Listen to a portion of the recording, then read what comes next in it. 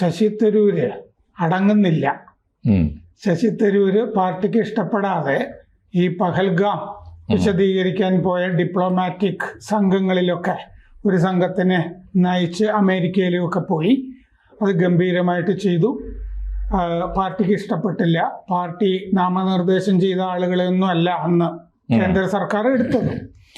അപ്പോൾ അതിനുശേഷം തിരിച്ചൊക്കെ അദ്ദേഹം വന്നു. അദ്ദേഹത്തിന് നല്ല സ്വീകരണമൊക്കെ കിട്ടി. ഇപ്പോൾ കഴിഞ്ഞ ദിവസം അദ്ദേഹം ഇന്ത്യയിലെ ഇസ്രയേൽ സ്ഥാനപതി റൂവൻ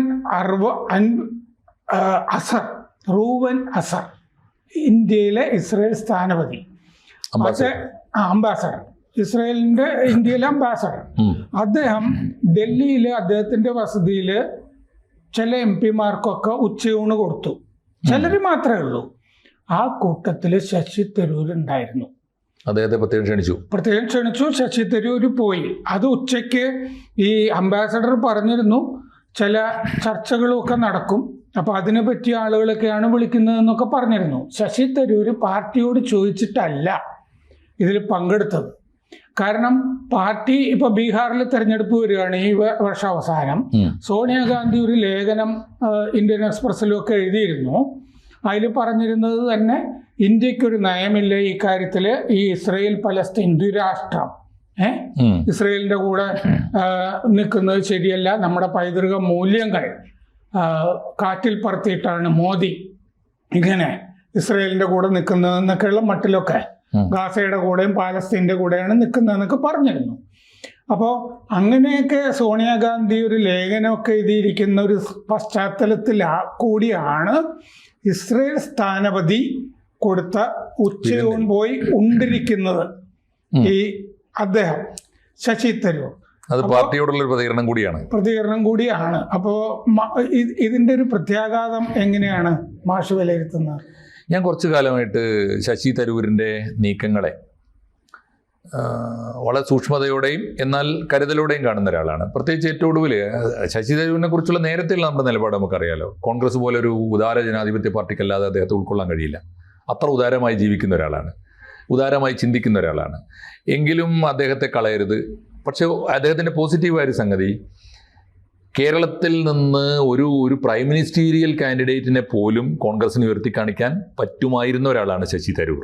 നമ്പർ 2, കേരളത്തിലെ ഗ്രൂപ്പ് വഴക്കുകൾക്കിടയിൽ നിന്ന് സുസമ്മതനായ ഒരാളെ മുഖ്യമന്ത്രി സ്ഥാനാർത്ഥിയായി ഉയർത്തി കാണിക്കാനും പറ്റുമായിരുന്നു. അതുകൊണ്ട് ശശി തരൂരിനെ കളയരുത്. പ്രത്യേകിച്ച് ശശി തരൂർ ഇവർക്കൊന്നുമില്ലാത്ത, കോൺഗ്രസ് നേതാക്കന്മാർക്ക് ഇല്ലാത്ത സഹൃദയത്വവും പ്രതിഭയും എഴുത്തും ഒക്കെയുള്ള കൂട്ടത്തിലാണല്ലോ. പക്ഷേ ഇപ്പോൾ ഏറ്റവും ഒടുവിൽ ഞാൻ ശശി തരൂരിനെ ശ്രദ്ധിക്കുന്നത് അദ്ദേഹത്തിൻ്റെ ഹിന്ദു ലേഖനത്തിൽ, വിവാദ ലേഖനം ഉണ്ടായല്ലോ കഴിഞ്ഞ 2 ആഴ്ച മുമ്പ്. ആ ലേഖനം വളരെ സൂക്ഷ്മമായി ശ്രദ്ധിച്ചാൽ എല്ലാവർക്കും പാഠങ്ങളുണ്ട്. കോൺഗ്രസ്സിന് മാത്രമല്ല, BJPക്കും കേന്ദ്ര ഗവൺമെൻറ്റിനും നരേന്ദ്രമോദിക്കും ഒക്കെ പാഠങ്ങളുണ്ട്. ആ ലേഖനം സാർ കണ്ടിരുന്നോ എന്നറിയില്ല. ആ ലേഖനത്തിലെ 3 പ്രധാനപ്പെട്ട പോയിന്റ് ഇന്ത്യയുടെ സുപ്രധാനമായ 3 മൂല്യങ്ങളെ, 3 ശക്തിയെ ആഗോള സമൂഹത്തിന് പരിചയപ്പെടുത്താനാണ് ഞാൻ പോയത്. ഞാൻ എന്നല്ല, അത് രാജ്യത്തിന് വേണ്ടിയാണ്, പാർട്ടിക്ക്, അത് കേന്ദ്ര ഗവൺമെൻറ്റിന് വേണ്ടിയല്ല. എൻ്റെ പാർട്ടിയുടെ സമ്മതം ചോദിക്കേണ്ട കാര്യമില്ല. എൻ്റെ വ്യക്തിപരമായ നിലപാട് മാത്രമല്ല, രാജ്യത്തിന് വേണ്ടി ചെയ്ത സേവനമാണ്. 3 T ആണ് അദ്ദേഹം പറഞ്ഞൊരു പ്രധാനപ്പെട്ട കാര്യം. 3 T ആണ്. 1 ട്രേഡാണ്, 2 ടെക്കാണ്, 3 ട്രഡീഷനാണ്. ഇത് 3ഉം ഇന്ത്യക്ക് പ്രധാനമാണ്. ഇതാണ് ഇന്ത്യയുടെ സമ്പത്ത്, ഇന്ത്യയുടെ ശക്തി. അത് ലോകം മുഴുവൻ പോയി പറയാനാണ്. അത് എൻ്റെ ബാധ്യതയാണ്, എൻ്റെ രാജ്യത്തിന് വേണ്ടി എന്നാണ് അദ്ദേഹം പറഞ്ഞത്. അതിൽ അദ്ദേഹം ഊന്നി പറഞ്ഞ 2 പ്രധാനപ്പെട്ട കാര്യങ്ങളുണ്ട്. 1, ഭീകരവാദം നമ്മുടെ ഒരു പ്രധാനപ്പെട്ട ശത്രുവായി തീർന്ന കാലത്ത് ആഗോള സമൂഹത്തിൽ, പ്രത്യേകിച്ച് UN വേദികളിൽ ഭീകരവാദത്തെ തുറന്നു കാട്ടാൻ നമ്മുടെ വിദേശകാര്യ വകുപ്പിന് പലപ്പോഴും കഴിയുന്നില്ല. 1. നമ്പർ 2, ഇന്ത്യയുടെ മഹത്വം നമ്മൾ വിശ്വസിച്ചാൽ മാത്രം പോരാ, ഇന്ത്യയിലും പുറത്തും മാധ്യമ രംഗത്ത്, പ്രത്യേകിച്ച് ഗ്ലോബൽ മീഡിയയിൽ അത് എത്തിക്കേണ്ടതുണ്ട്. അക്കാര്യത്തിൽ നമ്മൾ വേണ്ടത്ര വിജയിച്ചിട്ടില്ല. 2 കാര്യങ്ങൾ ഞാനത് വായിക്കുമ്പോൾ എൻ്റെ മനസ്സിലുള്ളത്, നരേന്ദ്രമോദിയെക്കുറിച്ച് ഒരുപാട് നന്മകൾ ലോകം മുഴുവൻ തിരിച്ചറിയുമ്പോഴും നരേന്ദ്രമോദിയുടെ ഏറ്റവും വലിയ ഒരു കുറവായി ഇന്ത്യക്കാരും പുറത്തുള്ളവരും കാണുന്നത് ഇദ്ദേഹം മാധ്യമങ്ങളെ എൻ്റർടൈൻ ചെയ്യുന്നില്ല എന്നുള്ളതാണ്. ആ കുറവുണ്ട്, അങ്ങേക്ക് അതിൻ്റെ കുറവുണ്ട്, ഞാൻ പരിഹരിക്കാം എന്നുകൂടിയാണ് അതിൻ്റെ ഒരു അർത്ഥം. 2, ആഗോള വേദികളിൽ, UN ഉൾപ്പെടെയുള്ള വേദികളിൽ ടെററിസം വേണ്ട വിധത്തിൽ ചർച്ചയാക്കാൻ നമുക്ക് കഴിഞ്ഞിട്ടില്ല. ജയശങ്കർ സാറിൻ്റെ കുറവ് അത്തരത്തിൽ ഒന്നാണ്. അതുകൊണ്ട് ഈ ശശി തരൂരിൻ്റെ മനസ്സിലെ അദ്ദേഹത്തിൻ്റെ പ്രൊഫൈലിൽ കൂട്ടിച്ചേർക്കാനുള്ള സ്വപ്നങ്ങളിൽ ബാക്കി വെച്ച ഒന്ന് സമ്പൂർണമായ അവകാശവും അധികാരവും ഉള്ള ഒരു ഇന്ത്യൻ വിദേശകാര്യമന്ത്രി എന്ന സങ്കല്പമാണോ എന്ന് ആരും സംശയിച്ചു പോകുക ലേഖനം വായിച്ചാൽ. അതുകൊണ്ട് പ്രധാനമന്ത്രി മോദിയെ നന്നായി വളരെ കൃത്യമായി വാഴ്ത്തിക്കൊണ്ട് തന്നെ പറയുന്നു, അങ്ങേക്ക് ചില കുറവുകളുണ്ട്, ആ കുറവ് വേണമെങ്കിൽ പരിഹരിക്കാൻ ഞാൻ തയ്യാറാണ്. ഈ ഇസ്രയേൽ അംബാസഡർ കൊടുത്ത ഉച്ചയൂണുണ്ടല്ലോ വിളമ്പിയത്, അതിൻ്റെ അകത്ത് ചില ഉണ്ടാവുമെന്ന് പറഞ്ഞിരുന്നല്ലോ. രവിശങ്കർ പ്രസാദ് ഉണ്ടായിരുന്നു, BJP-യുടെ. പിന്നെ BJP-യുടെ തന്നെ രാജ്യസഭയിലെ MP, പഴയ കോൺഗ്രസ്സുകാരി, ആന്ധ്രയിൽ നിന്നുള്ള കിരൺ ചൗധരി അവരുണ്ടായിരുന്നു. അപ്പോൾ പ്രത്യേക തരം ആളുകളൊക്കെയാണ് ഇസ്രായേൽ സ്ഥാനപതിയെ കൊണ്ട് ശബ്ദമുള്ള ആളുകളെ തന്നെയാണ്, ശബ്ദമുള്ള ആളുകളാണ്. വേറൊന്ന് ഇസ്രായേൽ അംബാസഡറെ കൊണ്ട് കേന്ദ്ര ഗവൺമെന്റ് കൃത്യമായാണ് സെലക്ട് ചെയ്യിച്ചിട്ടുള്ളത്. അതിലും ഒരു ടാർഗറ്റ് ഉണ്ടാകും. അതെ. അപ്പൊ ഈ ശശി തരൂരിനെ നമ്മൾ നോക്കുകയാണെങ്കിൽ ഈ മുമ്പ് തന്നെ അദ്ദേഹം ഈ ഹമാസിന്റെ ഒക്ടോബർ 7, 2023 നടന്ന ആക്രമണത്തിനെ അപലപിച്ചിട്ടുണ്ട്. ഡീപ്ലി ട്രാജിക് എന്ന് പറഞ്ഞിരുന്നു.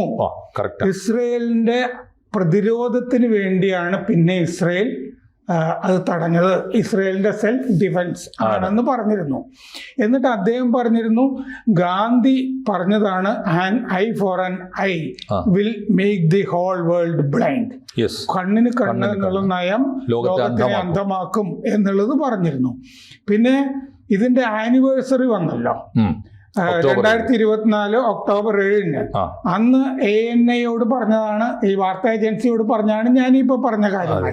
പിന്നെ കോഴിക്കോട് ഇന്ത്യൻ യൂണിയൻ മുസ്ലിം ലീഗിന്റെ പലസ്തീൻ റാലിയില് ഹമാസ് ഭീകര സംഘടനയാണെന്ന് തരൂര് പറഞ്ഞു. അപ്പോൾ ശരിക്കും കോൺഗ്രസിന്റെ നയത്തിൽ നിന്ന് മാറി മുമ്പ് തന്നെ അത്യാവശ്യം ഇസ്രയേൽ അനുകൂല നിലപാട് ശശി തരൂരിനുണ്ട്. കൃത്യമായ നിലപാടുണ്ട്. ഇസ്രായേൽ പക്ഷപാതിയാണ് എന്ന് പറയാം തരൂരിനെ കുറിച്ച്.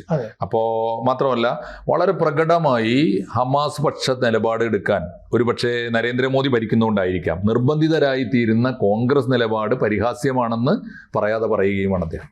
അതിൻ്റെ കൂടെ അന്ന് കോഴിക്കോട് അദ്ദേഹം പറഞ്ഞിരുന്ന വേറൊന്ന്, ജൂതരെ 2 കൈയും നീട്ടി സ്വീകരിച്ച നാടാണ് കേരളം. കേരളത്തിൽ മാത്രം ഒരു കാലത്തും ജൂതവിരുദ്ധത ഉണ്ടായിരുന്നില്ല. അവർ സമാധാനത്തോടു കൂടി ജീവിച്ചു പോയി. അപ്പൊ ഒന്ന് ആലോചിക്കണം, കേരളത്തിനെ പറ്റി അദ്ദേഹം പറയുമ്പോൾ കേരളത്തിലാണല്ലോ ഈ മാർക്സിസ്റ്റുകളും മറ്റേ ജിഹാദികളും ഒക്കെ ഇന്തിഫാദ പറഞ്ഞ് അല്ലേ, SFI പിള്ളേരും ഒക്കെ ഇതും പറഞ്ഞുമൊക്കെ നടന്നത്. അപ്പൊ ഇന്ത്യൻ നയം എന്താന്ന് വെച്ചാൽ ഹമാസ് ആക്രമണത്തിനെ ഇന്ത്യ അപലപിച്ചിരുന്നു. കോൺഗ്രസ് അങ്ങനെ ചെയ്തില്ല. ഹമാസിന്റെ ആക്രമണത്തിനെ കോൺഗ്രസ് അപലപിച്ചില്ല. കോൺഗ്രസ് എന്ത് ചെയ്തു എന്ന് വെച്ച് കഴിഞ്ഞാൽ വർക്കിംഗ് കമ്മിറ്റിയുടെ പ്രവർത്തക സമിതി പ്രമേയത്തിൽ മറ്റേ യുദ്ധത്തിൽ സങ്കടം രേഖപ്പെടുത്തുക മാത്രമാണ് ചെയ്തത്. ഹമാസിൻ്റേത് അവർ അപലപിച്ചില്ല, ഈ ശശി തരൂര് ചെയ്തതുപോലെ. അപ്പോൾ ഇതാണ് അതിൻ്റെ അകത്ത് വന്നിരിക്കുന്നത്. അപ്പോൾ ശശി തരൂര് അതിൻ്റെ ഒരു നൈരന്തര്യമുണ്ട്, നിലപാടുണ്ട്. മാത്രമല്ല അതിനൊരു സ്ഥൈര്യമുണ്ട്, ഒരു തുടർച്ചയുണ്ട്. മാത്രമല്ല എനിക്ക് തോന്നുന്നു ഒരു നിലപാട്, ആ നിലപാട് ഇങ്ങനെ തുടർച്ചയായി ഒന്നിനൊന്ന് കിട്ടുന്ന വേദികളിലൊക്കെ കൃത്യമായും സ്ഥിരതയോടുകൂടി പ്രകടിപ്പിക്കുന്നുണ്ട് അദ്ദേഹം. എത്ര കൃത്യമാണ് നോക്കൂ, അദ്ദേഹം ചരിത്രത്തെ നിർണായകമായൊരു ഘട്ടത്തിൽ ഉദ്ധരിച്ച്, സാർ ഇപ്പോൾ പറഞ്ഞ കൊട്ടേഷൻ ഉണ്ടല്ലോ, കേരളം ജൂതന്മാരെ സ്വീകരിച്ചു. ഏത് കാലത്താണെന്നറിയോ? ചരിത്രം വളരെ അത്ഭുതകരമായൊരു കാര്യം പറയുന്നുണ്ട്.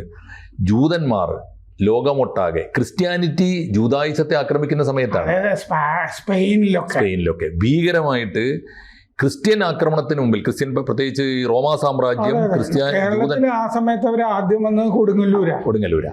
ആ വന്ന സമയത്ത് അവർ കേരളത്തോട് പറഞ്ഞതാണ്, ഞങ്ങൾ ക്രിസ്ത്യാനിറ്റി, ഞങ്ങളെ ലോകം മുഴുവൻ റോമാ സാമ്രാജ്യം ഞങ്ങളെ വല്ലാതെ ഉപദ്രവിക്കുന്നു, അതുകൊണ്ട് പോകുന്നതാണ്. എന്തേ ഇങ്ങോട്ടും ടിപ്പു സുൽത്താൻ ആക്രമിക്കുമ്പോ കൊച്ചിയിലെ ജൂതന്മാര് നമ്മുടെ രാജാവിന്റെ കൂടെ നിന്നു, തിരുവിതാംകൂർ രാജാവിന്റെ കൂടെ ആ ഒരു പാരമ്പര്യം സഹായിച്ചു. അപ്പൊ ഈ സമയത്ത് ക്രിസ്ത്യാനിറ്റി ജൂതന്മാരെ ആട്ടി ഓടിച്ചപ്പോൾ സ്വീകരിച്ച മണ്ണാണ് ഇന്ത്യ. അത് ഇസ്ലാമും അറബ് സംസ്കാരവും അവരെ ആട്ടി ഓടിക്കുമ്പോഴും അതേ മാതൃഹൃദയം ഇന്ത്യക്കുണ്ട് എന്ന് കൂടിയാണ്. വളരെ മനോഹരമാണ് ആ വാക്ക്, കൃത്യമാണത്, വ്യക്തമാണ്. അതുകൊണ്ട്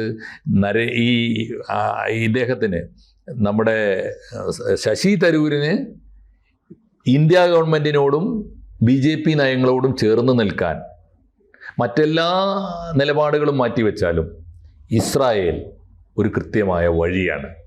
അത് അദ്ദേഹം പ്രകടിപ്പിക്കുന്നു എന്ന് വേണം പറയാൻ. അതെ, അത് നെഹ്റുവിൻ്റെ നയങ്ങൾക്ക് വിരുദ്ധവുമാണ്. എന്താണെന്ന് വെച്ച് കഴിഞ്ഞാൽ നെഹ്റു ഭരണഘടന നിർമ്മാണ സഭയുടെ അവസാന ഘട്ടത്തിൽ ആണല്ലോ ഈ ഇസ്രയേൽ രാഷ്ട്രം സ്ഥാപിക്കാനുള്ള ശ്രമങ്ങൾ നടക്കുന്നത് 1947 അപ്പോൾ ആ കാലത്ത് ലോകത്തിലെ ഏറ്റവും വലിയ ജൂതനായ ആൽബർട്ട് ഐൻസ്റ്റീൻ നെഹ്റുവിന് കത്തെഴുതിയിട്ട് പറഞ്ഞു, നിങ്ങളിപ്പോൾ ഭരണഘടനാ നിർമ്മാണ സഭയിൽ അയിത്തത്തിനെതിരെ സംസാരിച്ചല്ലോ, അത് വളരെ നന്നായി.